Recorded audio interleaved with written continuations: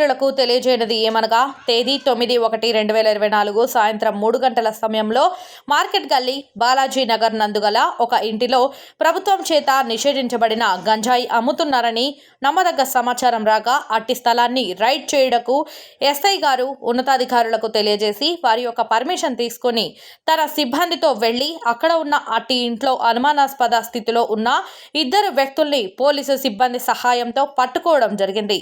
అట్టి వ్యక్తుల యొక్క వివరాలు: మొదటి వ్యక్తి జరుపుల దుర్గాప్రసాద్, తండ్రి అశోక్, వయసు 21 సంవత్సరాలు, వృత్తి బార్లో పని, నివాసము మార్కెట్ రోడ్, బాలాజీ నగర్, జవహర్ నగర్. రెండవ వ్యక్తి జావీద్ ఖాన్, తండ్రి లేటు షహాజాన్, వయసు 20 సంవత్సరాలు, వృత్తి ఈవెంట్స్ పని, నివాసం సాయిరామ్ నగర్ కాలనీ, బాలాజీ నగర్, జవహర్ నగర్. పైన తెలిపిన ఇద్దరు వ్యక్తులు ఉన్న ఇంట్లో 500 గ్రాముల గంజాయి మరియు నేరానికి ఉపయోగించిన 2 సెల్ ఫోన్స్ లభించగా పోలీసు వారు సీజ్ చేశారు.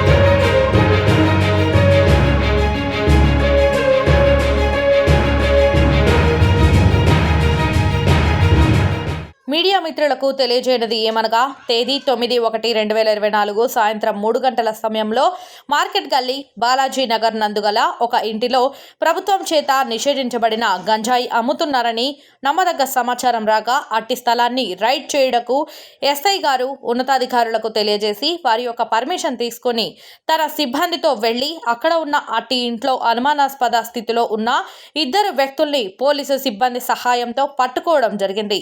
అట్టి వ్యక్తుల యొక్క వివరాలు: మొదటి వ్యక్తి జరుపుల దుర్గాప్రసాద్, తండ్రి అశోక్, వయసు 21 సంవత్సరాలు, వృత్తి బార్లో పని, నివాసము మార్కెట్ రోడ్, బాలాజీ నగర్, జవహర్ నగర్.